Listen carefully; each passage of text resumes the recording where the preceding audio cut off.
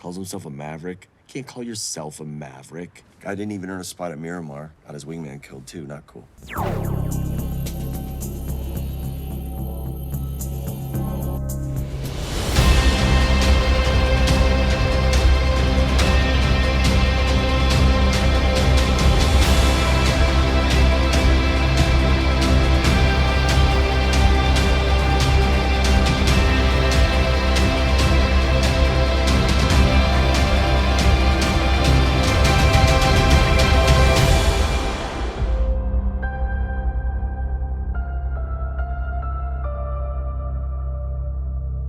Top Gun Maverick.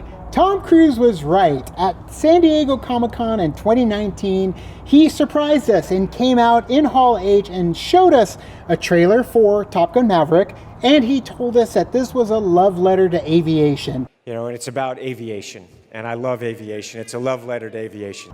He was right. It very much is a love letter to aviation, and it's a perfect evolution to Top Gun. I agree. I think that the way that they told this story and brought Maverick back was great. I really enjoyed it, actually. As somebody who thought the first one is fine, like it's not something I'm like, oh my God, I have to go out and see the Top Gun. But for this one, I really was like at the edge of my seat at certain moments in the movie, because that was what I was wanting for the first one. So the fact that they were giving us those moments in this movie was a lot of fun, and I really enjoyed some of the aspects that they did for this movie. There's many parts in this movie that are incredibly suspenseful. I stopped breathing and then would resume breathing at the end of the suspense. I was pushing myself into my chair, and it turns out the people sitting around us, they were doing the same thing for multiple times in this movie. And you want that. You want that in a summer blockbuster movie, yes. And you want that in a high-speed action story like Top Gun. I would say that there are certain things that I kind of wish that they did differently, because it felt like we were jumping from one place to another, and it didn't really give you that kind of little resolution, which I understand that they wanted to give you more of a suspenseful, like, oh my God, what just happened? And then it kind of moves on to the next part, which is fine, but you kind of want to be in the moment with them. You want to see that with them, and I feel like that's what you got in the first movie that did so well, is that you got to feel what they were feeling in those moments, instead of just kind of being like, it happened and there it is. I had no idea that Hans Zimmer was doing the score for this movie, and he does such an awesome job showing his love for Top Gun while bringing what Hans Zimmer does to his movies into this one. It also said like music supervisor was Lauren Balfe, which I thought was interesting. Like they brought like everyone back. You got a little bit of the taste of the music from Harold, of course, from the original. And I love that they did that, because it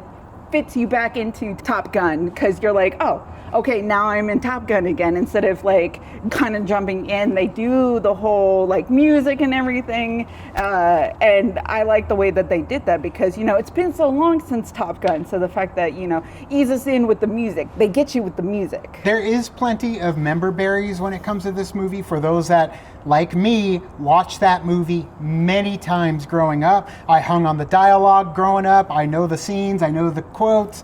I feel the need for speed. Ow!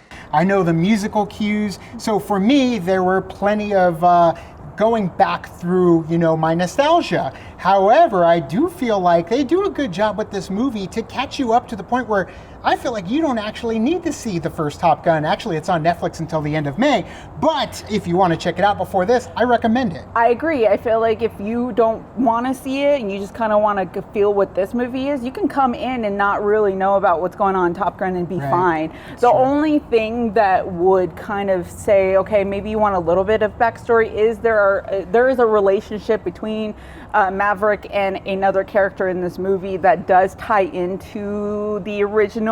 Very much so. But they give you a gist in the movie that you don't really need to go back to watch Top Gun, and you can just kind of come into this one with a clean slate. Now, granted, the love interest, Jennifer Connelly, joins up in this movie, taking over Kelly McGillis's place, not character, but place in the Top Gun as love world, interest. of course. For me, I didn't need it. I understand it kind of fits the template of what we got for the first Top Gun, but really, I didn't need it in this movie. I agree. I don't think that you needed that either. That was one of my downfalls for the original. Like, I wanted to see what Top Gun was about, but they kind of did the whole, like, Charlie and Maverick thing from the beginning. So that was why, like, the fact that they had slight moments in this movie, but the majority of it is on Top Gun and what they're trying to accomplish, which I liked. The mission. They Yes. actually have a mission this time. Yes. The whole final That's what I act wanted from the first of this movie is so damn good. It's action-packed,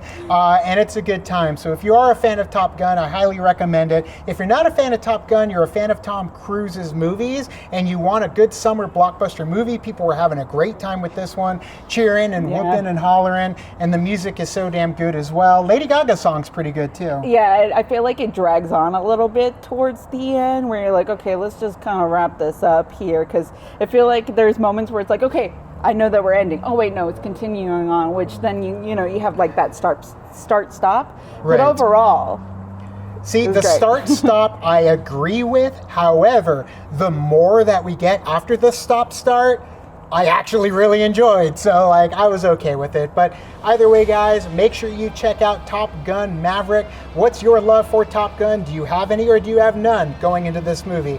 Let us know in the comments below. Make sure you guys check out our reaction to The Raid. We're going through movie reactions once again. The Raid is available on our channel now, as well as The Raid 2. So make sure you don't miss those. You can also like and do the thing on our Facebook, Twitter, Tumblr, Instagram, Discord. all those social networking gingerins, you know where they are. Kick into the party, fuel the party, keep the party going on our Patreon. Thank you so much, and as always, Now it's time to say goodbye. party is over. Bye. Bye.